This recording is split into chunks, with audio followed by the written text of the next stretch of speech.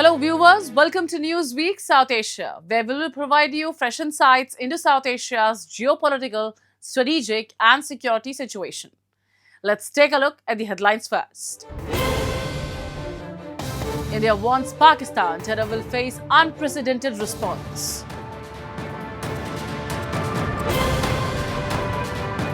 Early market closures in Pakistan spark anger amid energy crisis.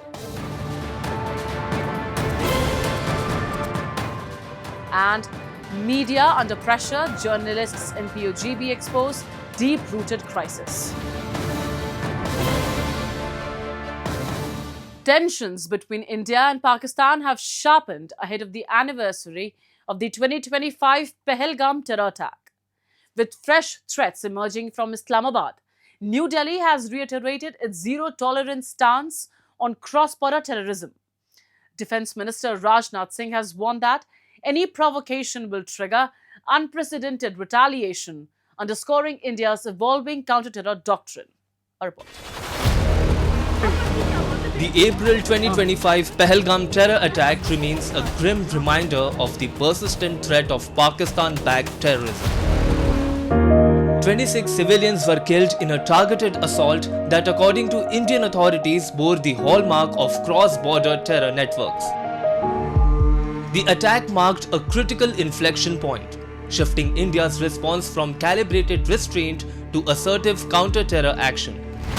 Within weeks, India launched Operation Sindoor, a high-impact military response aimed at dismantling terror infrastructure across the border. Government sources indicate that multiple terror launch pads and logistical bases were neutralized in a swift, coordinated operation. This response built on a pattern established over the past decade, from the surgical strikes following the Uri attack 2016 to the Balakot airstrikes after the Pulwama attack 2019, reflecting a clear strategic shift, proactive deterrence against terrorism.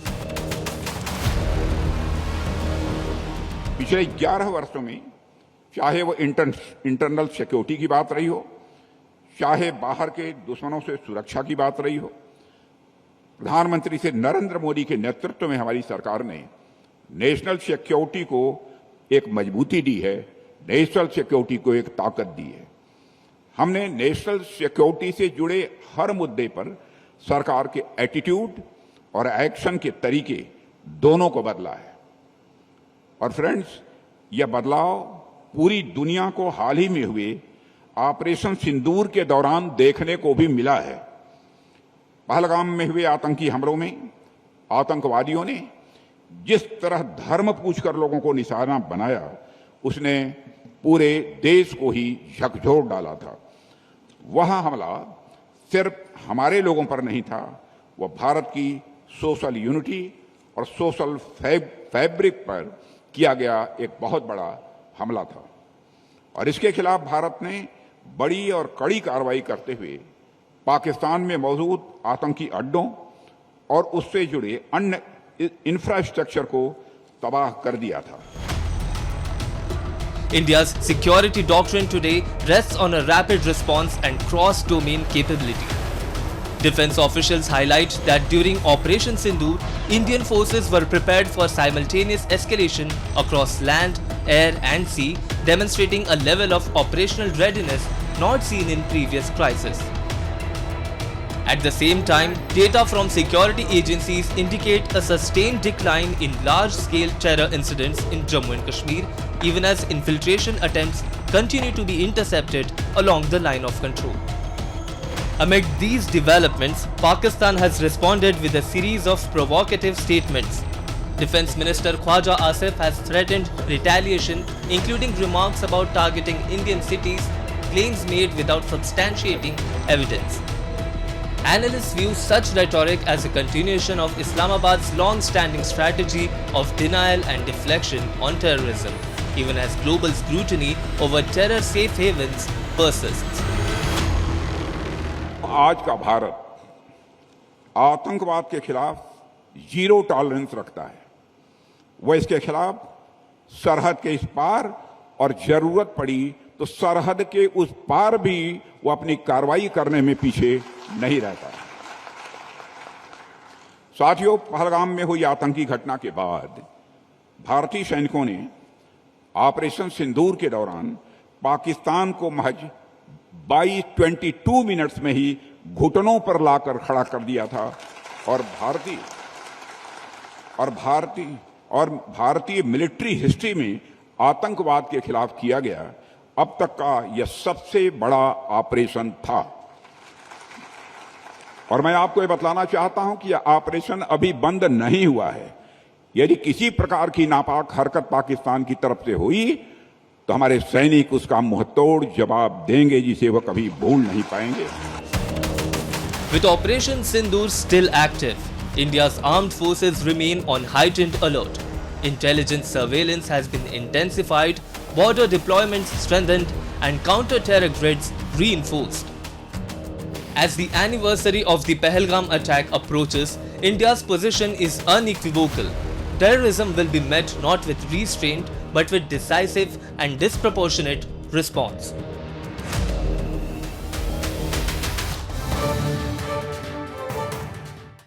Pakistan's worsening energy crisis is now spilling into everyday life, with forced power-saving measures triggering public anger. In cities like Lahore, early market closures are disrupting businesses and daily routines. While authorities defend the move as essential, critics say it exposes deeper economic mismanagement where ordinary citizens and small traders are paying the price for a system struggling to keep the lights on. Pakistan's deepening energy crisis is now reshaping everyday life, as rising fuel costs and electricity shortages force strict conservation measures. What is being projected as a necessary step is increasingly drawing criticism for its impact on businesses and citizens. The impact is clearly visible in Lahore, where markets and shopping centers are now shutting early under the government's conservation plan. Officials say the move is aimed at reducing electricity consumption during peak hours, but it has significantly altered the city's evening economy. कारोबार में तो ज़ाहिर बात असर पड़ता ही पड़ता है। जो अब कस्टमर जो है वो रात का होता है। अब ज़ाहिर बात है गर्मी आ गई है तो दोपहर के टाइम धूप ज़्यादा होती है, कोई कस्टमर नहीं निकलते। कोई ऑफिस वाले लोग होते हैं वो नहीं निकलते हैं। रात को जो है वो लोग ऑफिस से 7 बजे बंद करके ऑफिस आते हैं, तो ज़ाहिर बात है फिर दुकानदार तो डिस्टर्ब होंगे ना इस चीज़ के मामलात में। Market associations have also raised concerns questioning the uneven implementation of restrictions and alleging that small businesses are bearing the brunt. Energy कहाँ से सेव हो जाएगी भाईजान? एनर्जी का आपने होटल खोले हुए हैं, उनको वो दिया हुआ टेक अवे हर चीज़ दी हुई है, तो वो कैसे जो लोगों ने पब्लिक ने जब घर बैठेगी नहीं तो पब्लिक को कहाँ से एनर्जी सेव हो जाएगी?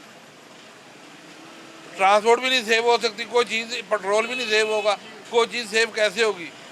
हर स्टोर खुला हुआ है, बड़ा बड़ा स्टोर खुले हुए हैं, छोटे दुकानदारों को मार रहे हैं आप लोग। ये जुल्म ना करें। अगर कानून बनाना सबके लिए बनाए, पूरा पाकिस्तान को 8 बजे बंद करें। For working professionals, the new timings are creating daily challenges, leaving little time for essential shopping after office hours. जो पेशा लोग हैं, सुबह हमने 9 बजे ऑफिस जाना है, शाम को 7 बजे ऑफिस से 7:30 बजे तक घर पहुँचे हैं। बच्चों को लेके बाज़ार शॉपिंग करने के लिए आए हैं, तो यहाँ पर आए तो सारी शॉप्स बंद हो चुकी हैं, 8 बज चुके हैं। तो अब हम जैसे लोग प्राइवेट जॉब्स करने वाले हों या बैंक्स में जैसे लोग जॉब करते हैं, इन सब लोगों के लिए बहुत मुश्किल है कि आप किस टाइम शॉपिंग करेंगे। हमारे लिए तो बड़ा कन्वीनियंट होता था कि हम 8 बजे तक शॉपिंग करने आते थे और 10 बजे तक अपनी शॉपिंग हमारे कंप्लीट कर लेते थे। Pakistan's ongoing energy crisis is increasingly being seen as a reflection of deeper economic mismanagement and policy gaps. In Lahore and beyond, measures like early market closures highlight a system struggling to cope with rising demand and limited resources.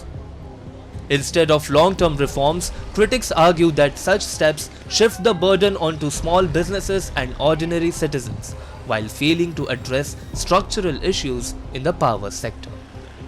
As frustration grows, the crisis is no longer just about electricity, it is becoming a symbol of wider governance challenges facing the country.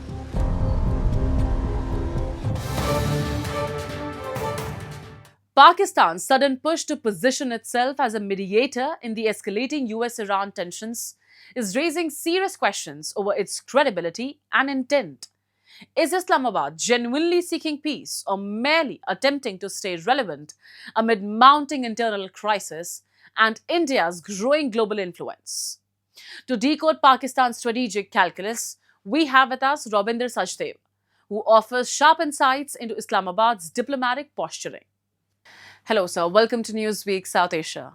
So, my first question to you is, can Pakistan genuinely position itself as a neutral mediator in the US Iran conflict?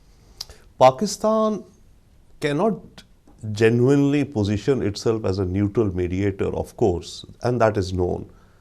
Pakistan is positioning itself as a communicator. It is clear that Pakistan has leanings much more towards the United States. It has much more strategic interest with the United States. And also, Pakistan has a mutual defense treaty with the Kingdom of Saudi Arabia. So, Pakistan is clearly in the column of the American axis.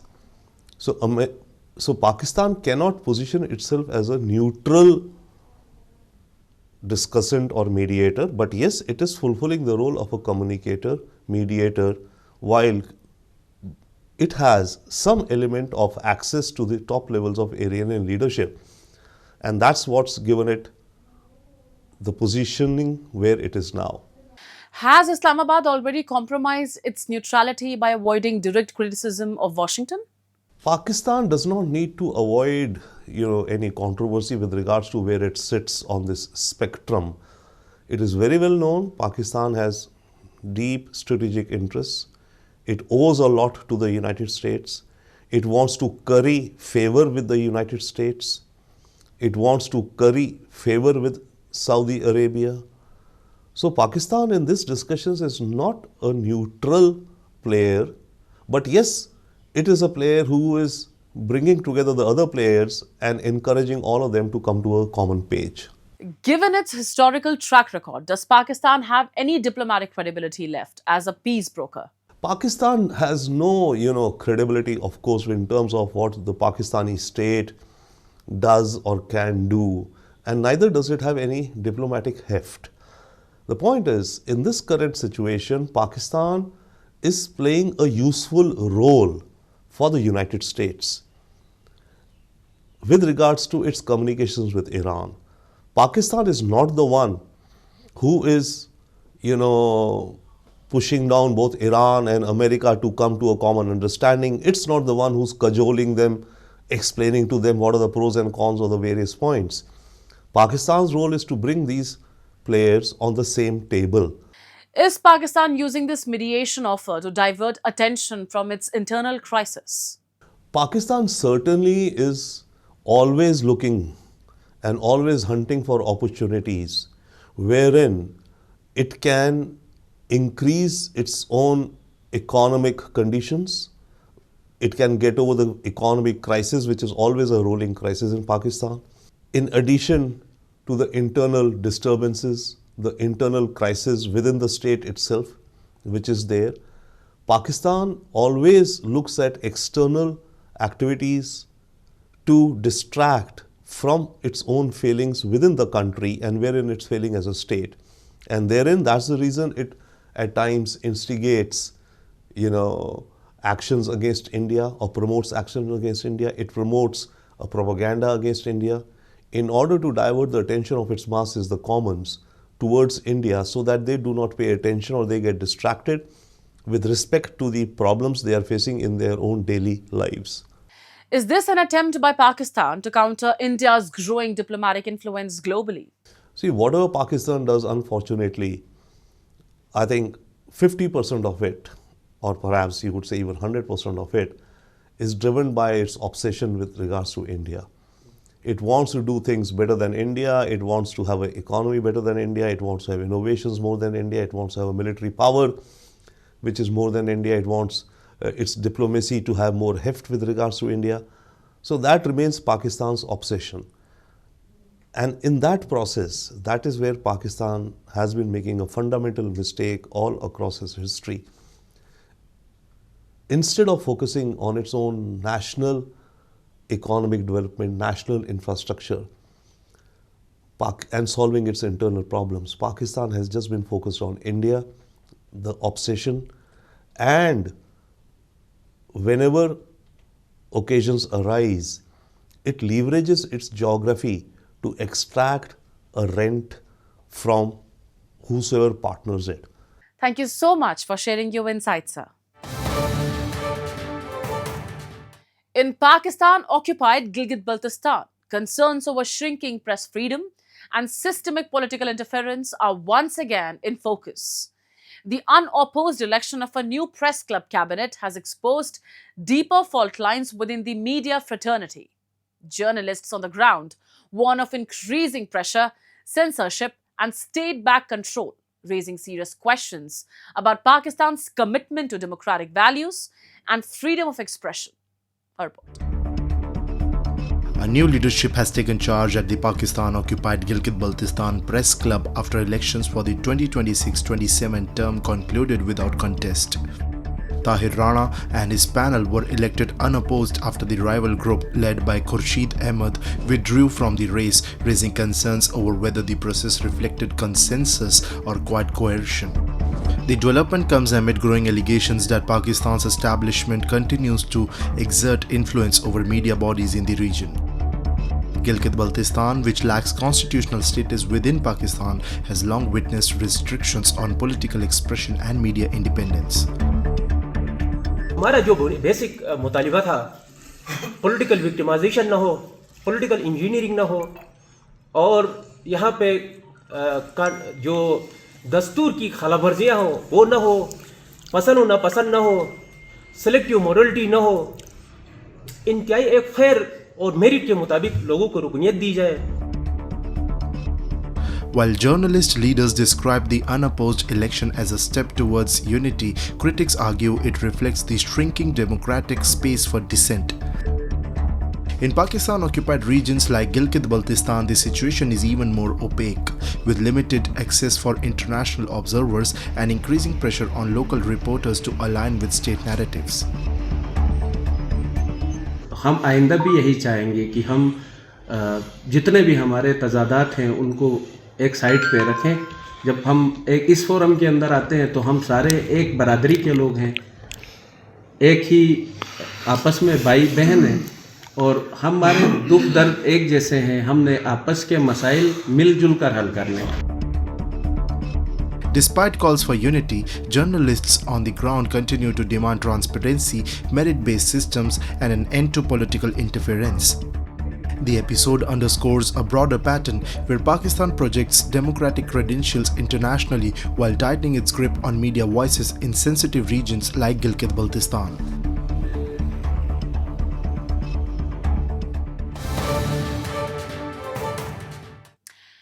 And with that, we come to the end of this edition of Newsweek South Asia.